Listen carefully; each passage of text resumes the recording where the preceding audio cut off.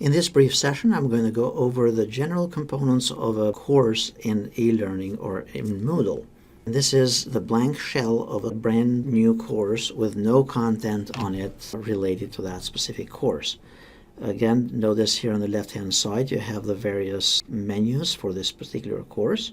So if you wanted to view the participants in the course, you'll just go right here under Participants and notice the various participants here. You notice you can also filter the participants here based on particular roles. If you want to see just the students or the teachers in that course and such, you can just simply choose the role and then those will be filtered automatically. To navigate the course, you can use those links right here on the top, and you basically, to go to the course home page, one of the options is to simply click here on the course name. If the course had multiple sections here, which means multiple one of those topics, they would show up here under the course section. So you'd have topic 1, 2, 3 and such. And once we build it, then we are going to access those modules much simpler as well. Accessing the grades, this is the grade book for the course.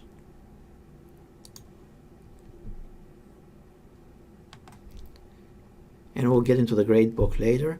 And then to see all your courses and other components that we saw also on the dashboard, those will be here on the left.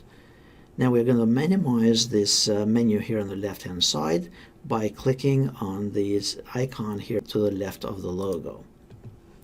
Also on the right hand side, we are going to minimize those blocks as well as we can get started with working in the course.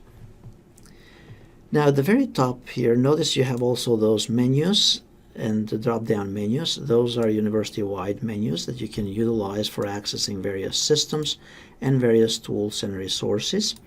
And at the very bottom of this page, and any page in eLearning, you also have access to resources that are available for students, resources for employees, and procedures and such. Now, typically, each course, each blank shell in the course, it includes 17 topics, assuming that the course will be between 15 and 16 weeks, and you have one extra here. Now here on the top right hand side, you also have this gear icon. This is where the magic happens for you to get started with the course. So you need to click on this gear icon, and this is where you can change the course settings. So if you go here under course settings, you can modify here. By the way, we do not recommend that you modify on your own the start dates and end dates here because it messes also with the students. But on your own here, you can put in the description for your course, and that's what will show up on the main course page. So here you can copy and paste this from the syllabus and put it as the course summary. You can even include an image if you prefer by uploading the image in here, and then we suggest that you do not mess with the other settings here and just leave everything else alone and just choose Save and Display. So that's how you can change the course settings. Under the gear icon, you have additional options here for backing up and importing the course and accessing the gradebook setup and course completion and such. But the most important component here is the Turn Editing On.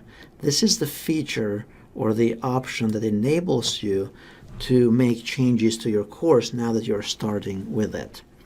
Now once you click on Turn Editing On, notice that you have all kinds of new buttons that show up everywhere, and that's what we'll go over in the next session. So stay tuned.